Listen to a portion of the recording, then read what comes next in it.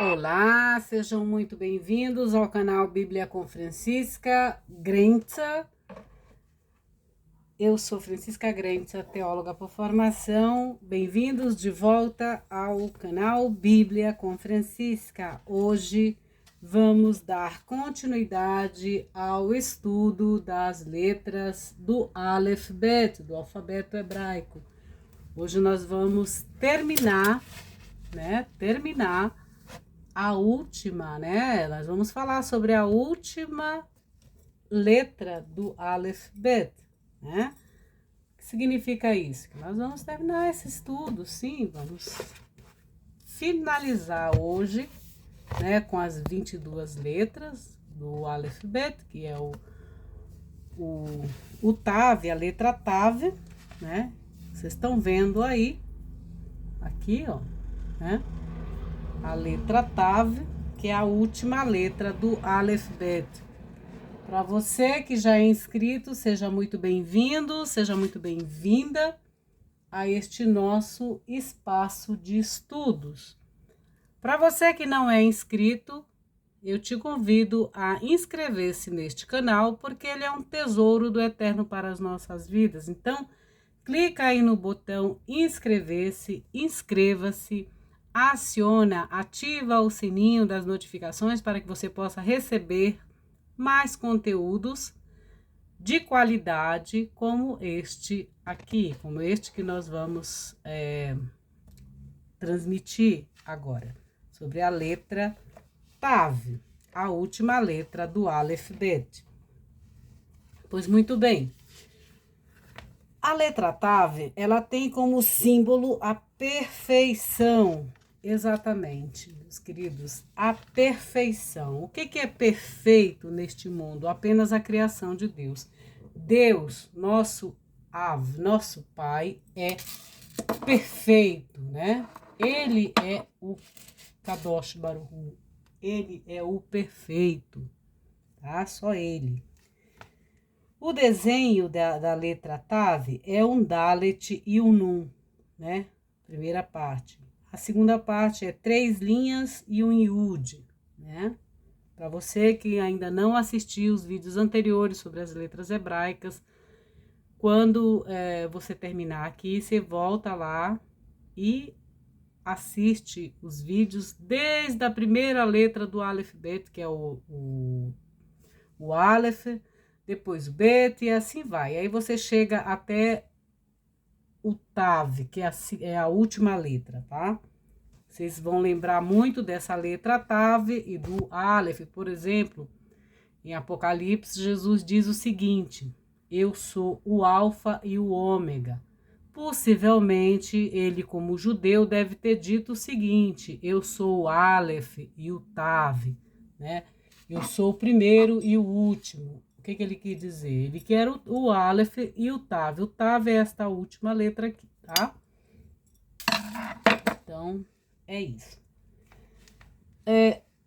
A numerologia, o equivalente numérico, ou a gemátria, é 400. 400, sim. O significado: 1 é a verdade, 2 é o sinal, 3 é vida ou morte, né?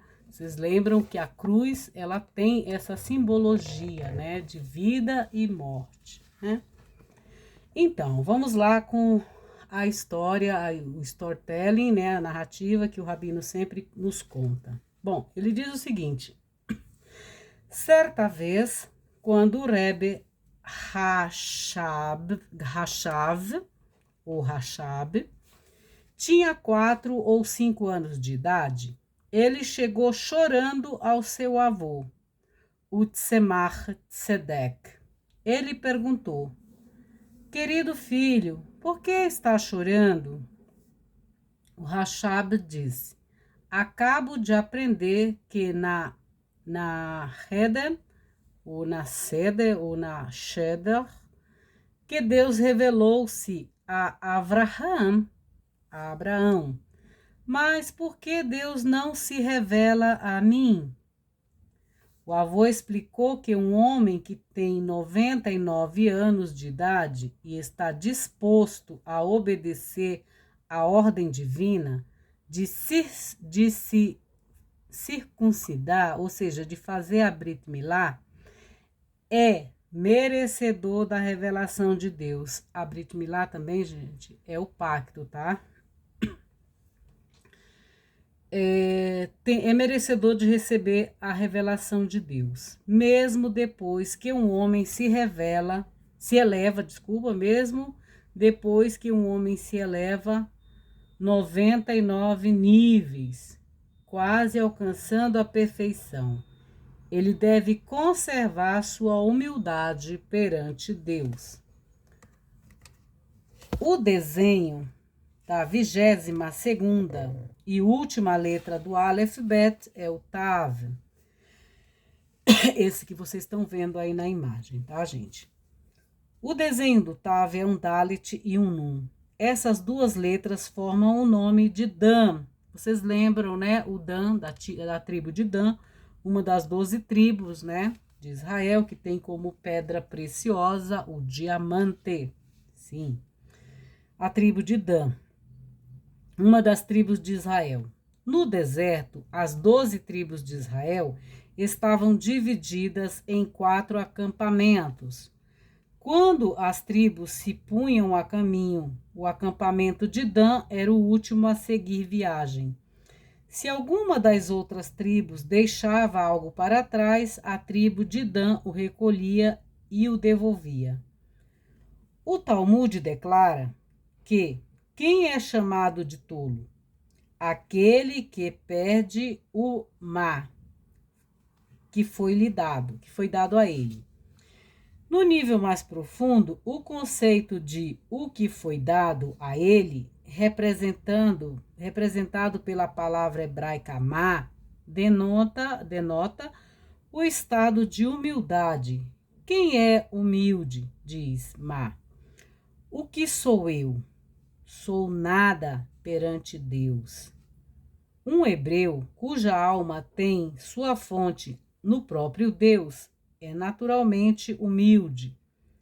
Ao perder esta humildade que foi dada a ele, este indivíduo joga fora sua conexão com sua alma e é considerado um tolo.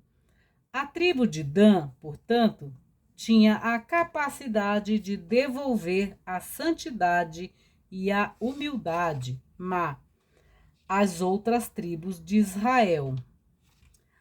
A importância de Dan pode ser vista como analogia ao corpo humano. Um corpo tem cabeça, mãos e pés. À primeira vista, a cabeça é maior que os pés, devido à superioridade intelectual. Porém, uma cabeça não pode chegar ao seu destino a menos que seja transportada pelos pés. A tribo de Dan abrange os pés do povo hebreu. Representa o nível de levar a cabeça até o seu destino. Como? Através da humildade. Vocês sabem que, às vezes, quando a gente viaja, a gente tem que ser muito humilde, né, gente? Porque a gente está debaixo de outras autoridades. Então, quanto mais humilde formos, melhor, né? Então, tem esse lado também. Então, o que acontece? Como, através da humildade, a cabeça é literalmente o cérebro da operação. Isso, com frequência, resulta em quê? Em arrogância. Você já viu aquelas pessoas que, ai não, porque eu sou intelectual, eu sei falar bem, eu sou melhor do que essa, do que aquela, do que não sei o quê. Ai, eu já sabia. Não, eu sei de tudo isso, não. Eu sou perfeita em tudo, perfeito em tudo, né? Então, começa a arrogância, né? Quando algo lhe subiu o quê? A cabeça. Os pés, por outro lado, não têm cérebro. Trabalham o dia inteiro nos levando ao nosso destino, mas jamais recebem qualquer agradecimento ou homenagem. Lembram de Maria lá, ungindo os pés de Jesus com perfume? Então, né? Então, os pés não recebem qualquer agradecimento ou homenagem. Refletir sobre a humildade, serviço dos pés, pode nos levar à humildade. O calcanhar do pé não tem sentimento nem sabedoria. Colocar o calcanhar do pé dentro de um sapato, onde está escuro, representa o conceito de aceitar o jugo do céu no mundo frio, escuro. Assim como os pés são os alicerces e o apoio do corpo humano, da mesma forma, aceitar o jugo de Deus é o alicerce do judaísmo. Do cristianismo também, tá, gente? Deve-se ter a humildade de aceitar a vontade de Deus sem questionar e além da compreensão racional. É a letra TAV.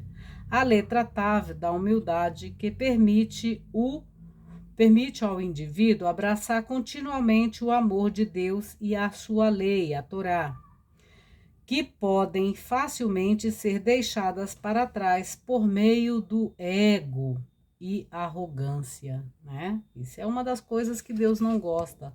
Esse nosso ego de a gente achar que é maior do que Deus, que a gente é isso e aquilo. A gente é filho de Deus, feita a imagem e semelhança. Porém, não somos deuses, né? Não somos Deus, né?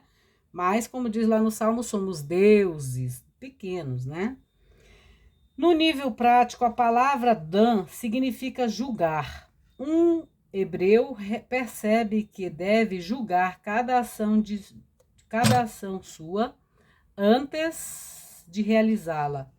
Ao olhar o Shulchan Aruch, o código da lei judaica, o judeu, o hebreu, aprende que o desempenho de cada ação, seja da verdadeira lei ou além da letra da lei, tem suas próprias áreas circunscritas, responsabilidades e particularidades. Ao reconhecer a autoridade do código da lei judaica, ou lei hebraica, o indivíduo está apto a cumprir todas as leis de Deus ao máximo da sua capacidade. Mais uma vez, isso somente chega com a humildade. Se uma pessoa fosse confiar somente na mente e no intelecto dela, poderia sucumbir à arrogância e convencer-se de que um outro mandamento não é realmente tão importante.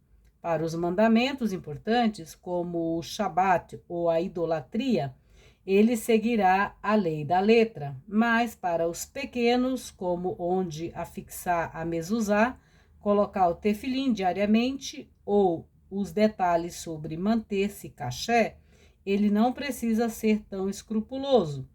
Não é realmente importante para que aquilo que diz o Shulchan Aruch. A tribo de Dan vem para ensinar a verdadeira submissão às leis de Deus, com todos os seus aspectos e ramificações. Requer auto-julgamento e humildade. Outro aspecto do Dalet e do Nun, do Tav, está relacionado com as características separadas de cada letra, como foi explicado anteriormente no capítulo sobre o Dalet. Se você não assistiu ainda os meus vídeos sobre as letras hebraicas, inclusive o Dalet, eu sugiro que você faça um por um, uma letra de cada vez, tá?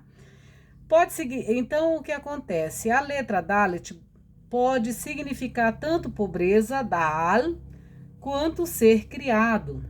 Um dilitane, né? Um dilitane. A interpretação que o Dalet assume é o resultado do aspecto específico de seu companheiro Nun. Como foi declarado previamente, a letra Nun representa Onaá, engano.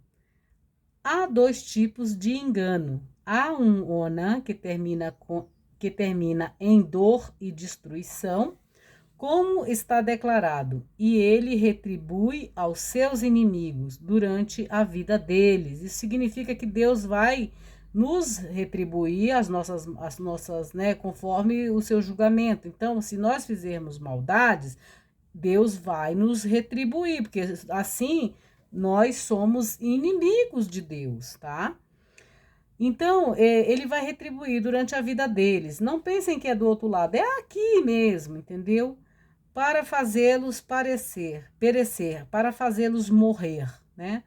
Embora neste caso o recipiente seja completamente absorvido pela busca do prazer autoindulgente, ele, na verdade, está sendo enganado, porque a longo prazo ele sofrerá. Quem acha que tá, eu tenho prazer e tudo mais, eu tenho isso, tenho aquilo, naquele momentinho ele está sentindo prazer, enquanto que outros não estão, vamos dizer assim, né? Mas lá no final ele acha que está sentindo prazer, mas ele vai ter a sua também retribuição, a sua paga, entendeu? Nada nesse mundo é, é por acaso, é injusto. Deus não é injusto, gente. Ele nos dá exatamente aquilo que a gente necessita, tá bom? Então, a longo prazo, ele sofrerá. Em seguida, a Onan, que resulta numa pessoa sendo recompensada e elevada. Quando Deus criou o mundo, ele se ocultou dentro das leis da natureza. O supremo engano, né? Quando alguém se esforça para encontrar a verdade escondida dentro do engano e se restringe às leis da Torá para fazê-lo. Embora este caminho possa ser temporariamente difícil, esta pessoa terminará por encontrar Deus e para sempre se beneficiará dos prazeres do paraíso, do Olam Abá, né? Quando o Nun é anterior, o Dalet se torna aquele da pobreza. Se alguém se envolve no excesso de prazer e luxúria, terminará por pecar.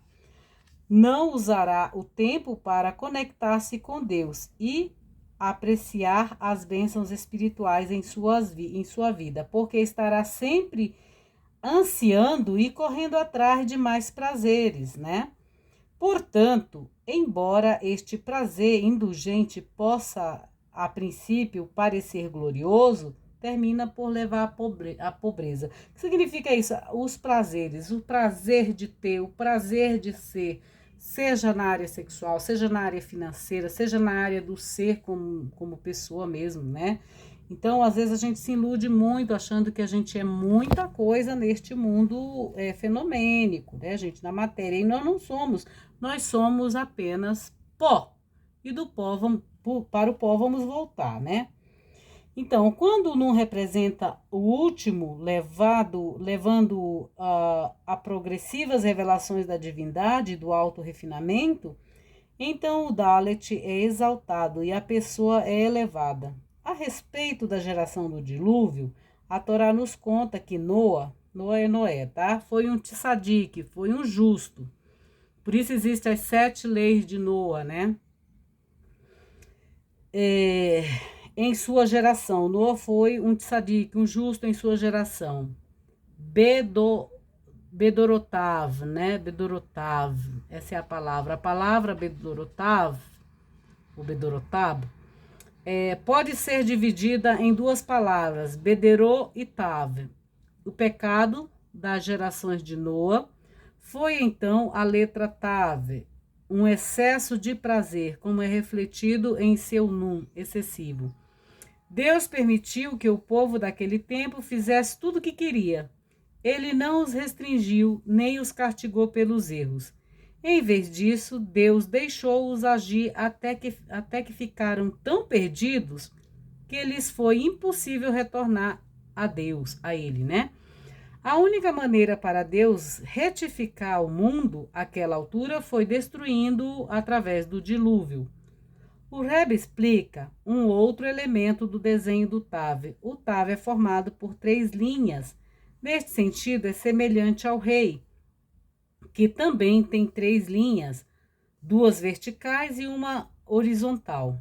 Vocês estão vendo aí, eu acho que o rei ali, ó, dá o nome de Deus ali naquele quadro, ó. Tem o Yud, tem o rei e um Yud, né? Então, ali no douradinho, tá, gente? Então, verticais e uma horizontal. Eles representam o estudo da Torá, né?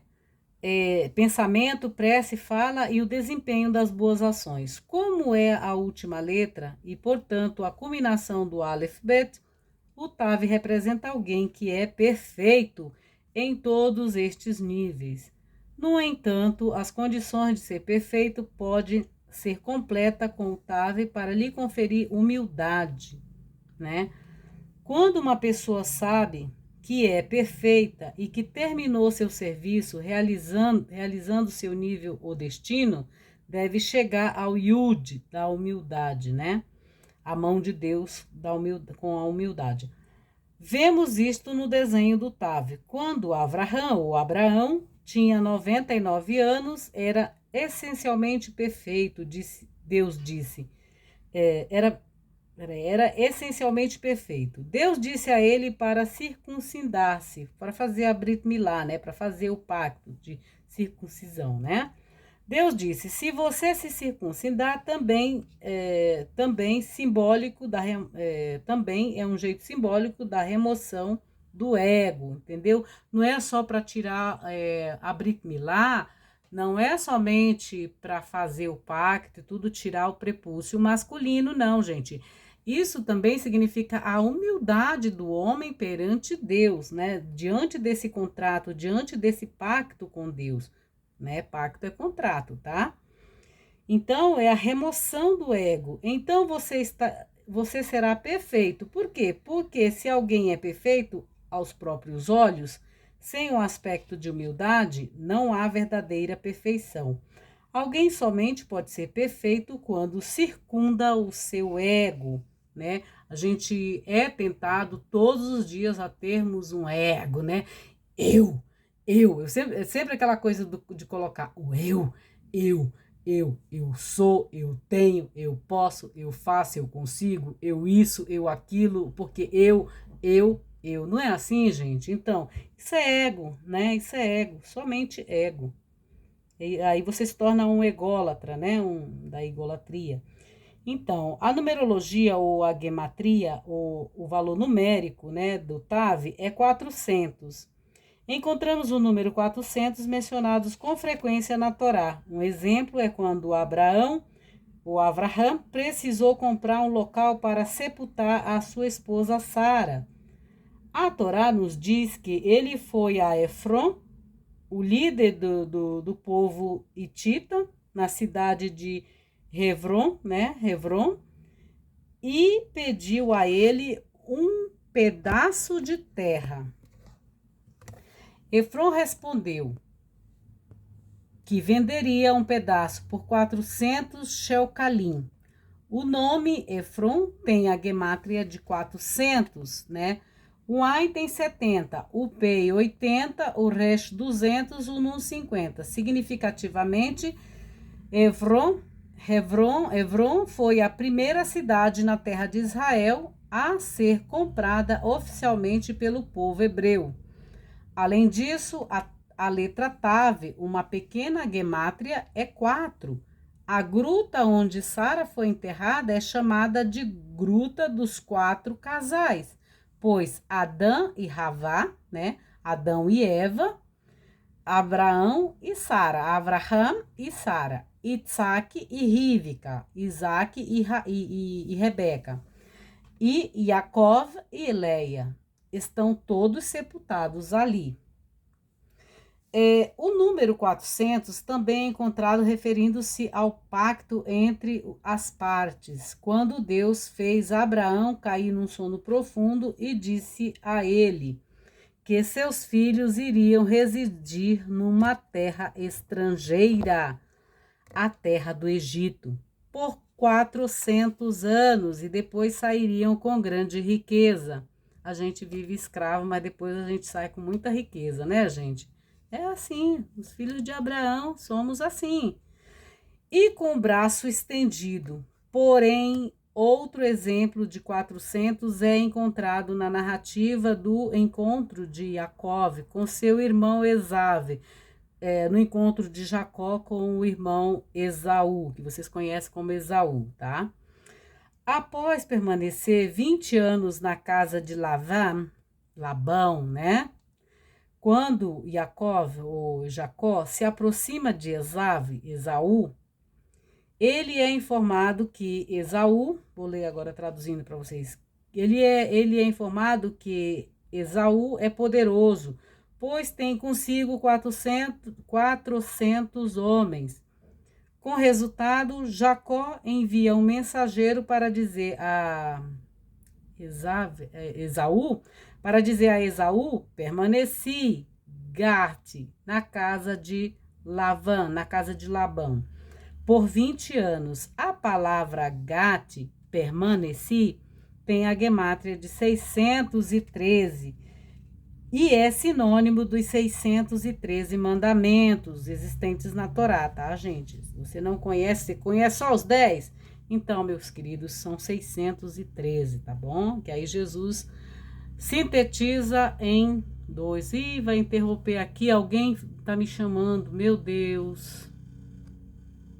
Não, alguém estava me chamando e ia cair a minha conexão. Então, 613. A palavra Gate também pode significar, tem avião passando aqui em cima. Então, releve isso aí, tá? Pode significar viver como estrangeiro. Quando se trata da existência física de Jacó, os aspectos materialistas da vida, ele viveu como estrangeiro, significando que ele reconhecia o materialismo e a fisicalidade meramente como meios para servir a Deus, não como um fim em si mesmo. Isso deu a ele a força para cumprir toda a Torá. 20 vezes 20, totalizam 400.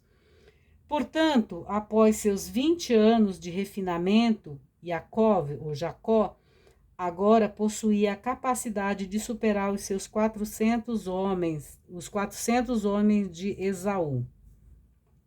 Finalmente, o valor numérico do Tav pode representar tanto os 400 níveis do mal, quanto as 400 centelhas da divindade, que são encontradas no mundo. O Tav, assim, incorpora a capacidade de transformar essas energias negativas em centelhas positivas, centelhas divinas positivas.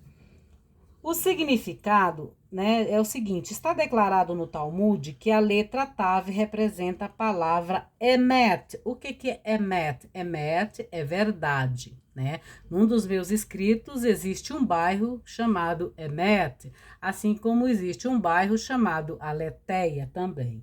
Enfim. Então, Emet significa verdade.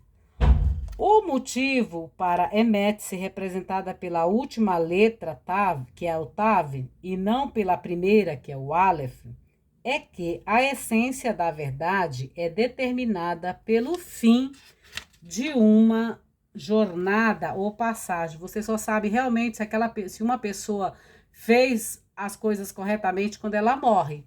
Quando ela morre, aí vem todas as benfeitorias e os podres que ela fez na vida. Vocês estão ligados, né? Que é disso que se fala aqui, tá?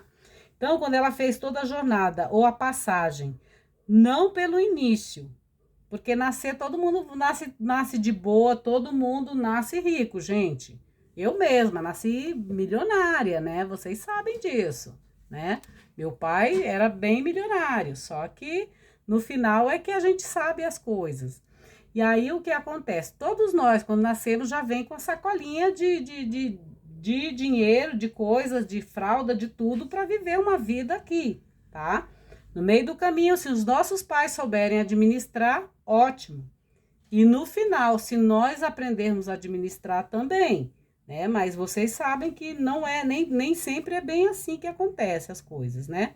No final, falta até dinheiro, às vezes, para o caixão da pessoa, né? Mas, em compensação, durante a vida, ela esbanjou, ela esnobou, fez tudo que, enfim. Né, gente? É só olhar, gente, as situações aí enfim, de políticos, de artistas, de um monte de gente aí, vocês sabem que é assim. Eu mesmo, outro dia mostrei aqui para vocês o livro do Ernest Hemingway. O cara era fantástico, um escritor fantástico, morreu pobre, pobríssimo, entendeu? Então, e ele teve todas as possibilidades de ficar muito bem, né? Mas é assim a vida. E muitos outros, né, que passaram pela história da humanidade. Então, é assim. Então, muitas vezes, quando começamos algo, a verdade do assunto não parece atraente. Somente depois de ver o resultado, avaliamos que o caminho da Emet, da verdade, era o único caminho a tomar. Este é o motivo do Tav significar verdade. Se os sábios do Talmud precisavam de uma letra para simbolizar a verdade, por que não pegaram a primeira letra do Emet, né? Do Emet, da verdade. Porque a letra Tav representa o supremo destino da humanidade, a culminação de nosso serviço divino para aperfeiçoar o mundo. E esta verdade será revelada nos estágios finais da vinda do Mashiach, na vinda do Messias, né? Na vinda do Cristo.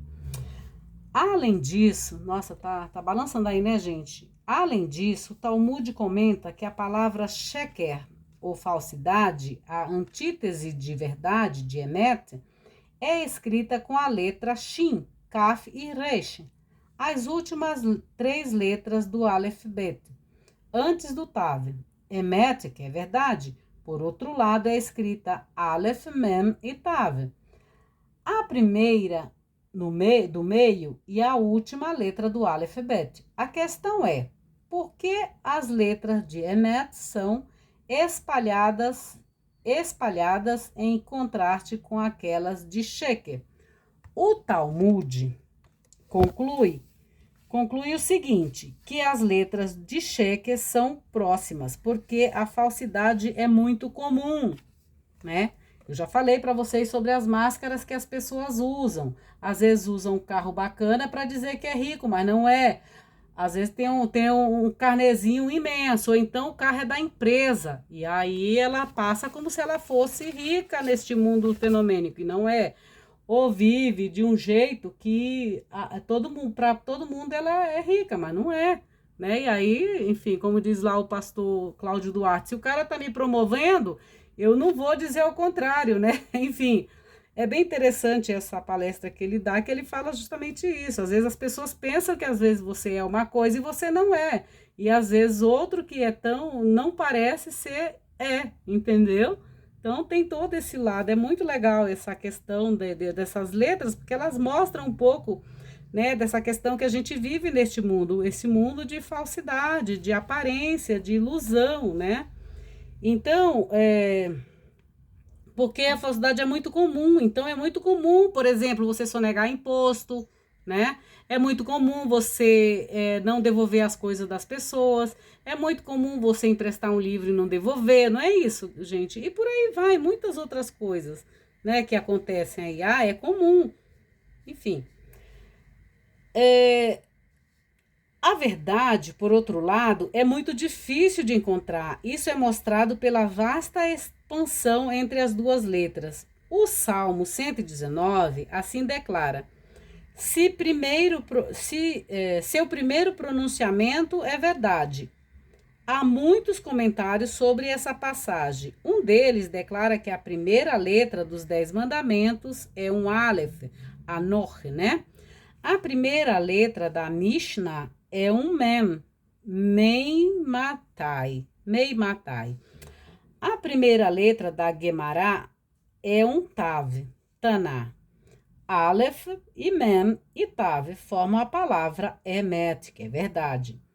Além disso, o Talmud declara: a assinatura de Deus é a palavra verdade. Assim como todo artista coloca a sua assinatura nos quadros, vocês estão vendo ali, ó, esse quadro aqui foi eu que pintei. Vocês estão vendo lá a assinatura de Deus, lá tem Deus, mas atrás dele tem a minha assinatura, tá? É a árvore da vida com o nome lá do Deus vivo, né? Estão vendo ali o Yud e o Ré, né? É a contração do tetragrama lá ali, tá bom? Assim, além disso, o Talmud declara: a assinatura de Deus é a palavra verdade, Emet. Assim como todo artista coloca a sua assinatura nos quadros.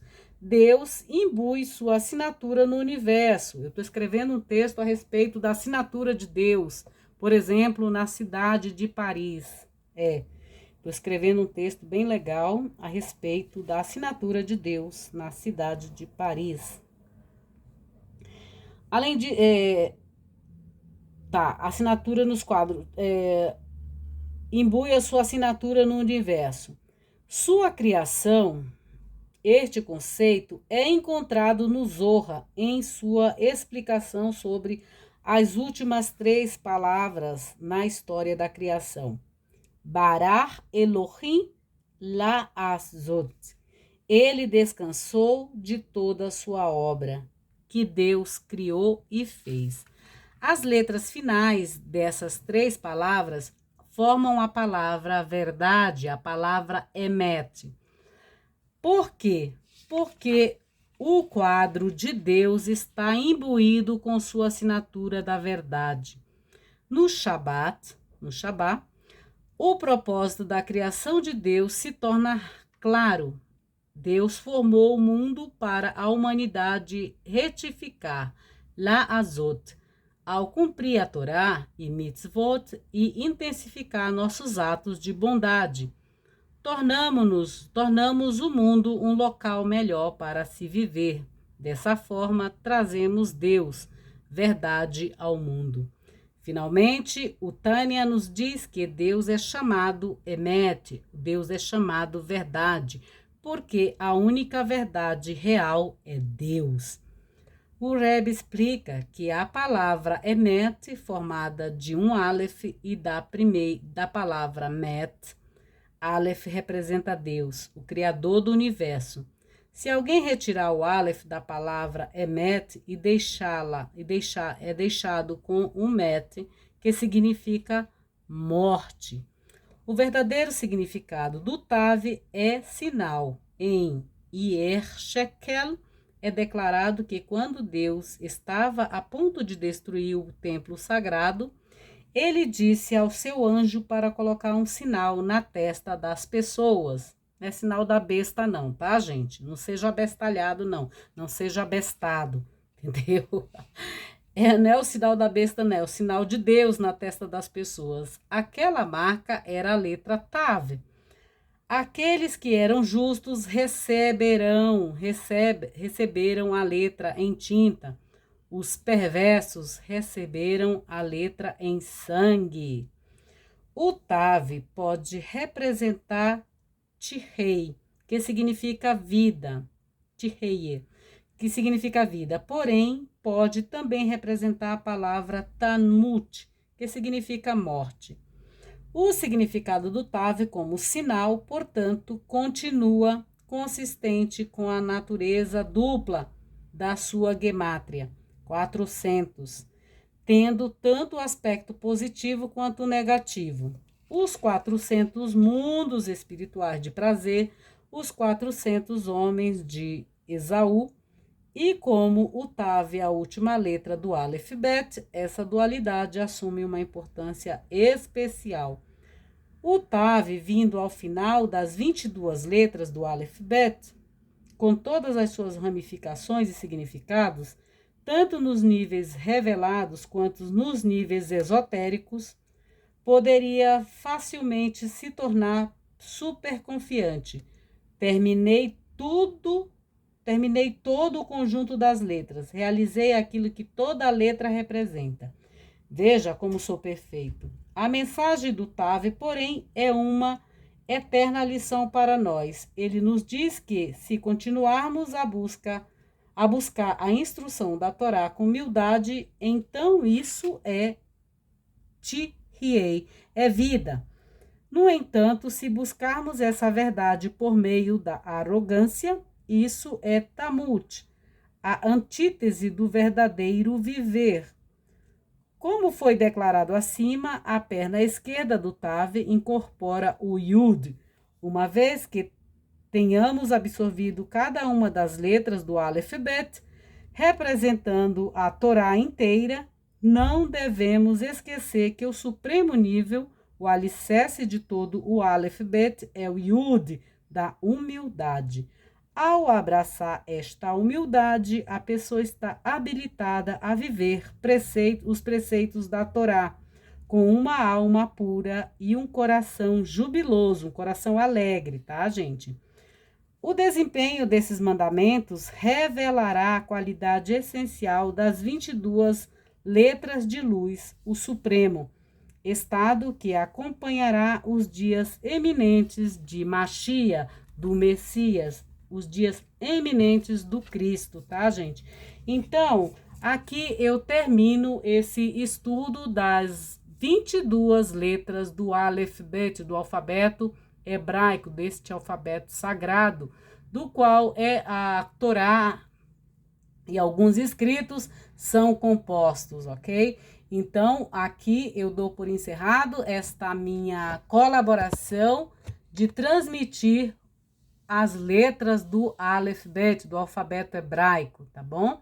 Então, eu espero que vocês revejam todas essas letras, que vocês aos poucos comecem a ler a Torá em sua língua original. Claro que tem mais coisas, além dessas letras, existem os sinais vocálicos, existem as 4 letras finais, que eu ainda tenho que fazer um vídeo, eu vou ter que sintetizar essas informações e trazê-las para vocês numa próxima oportunidade, tá bom? Mas desde já eu agradeço a colaboração de vocês, a atenção de vocês de terem vindo aqui para ouvir e conhecer um pouco mais sobre esse alfabeto hebraico, né?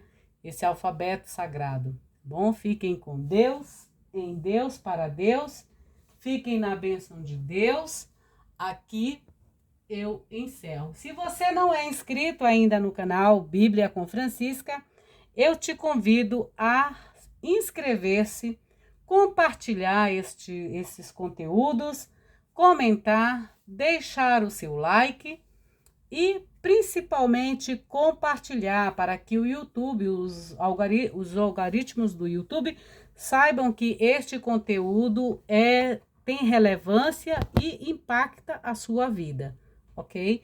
Então é isso. Fiquem com Deus, em Deus, para Deus, fiquem na bênção de Deus e celebrem aquilo que realmente importa, que é a vida de cada um de vocês, tá bom? Meus queridos, então, fiquem com Deus, em Deus, para Deus e até a próxima.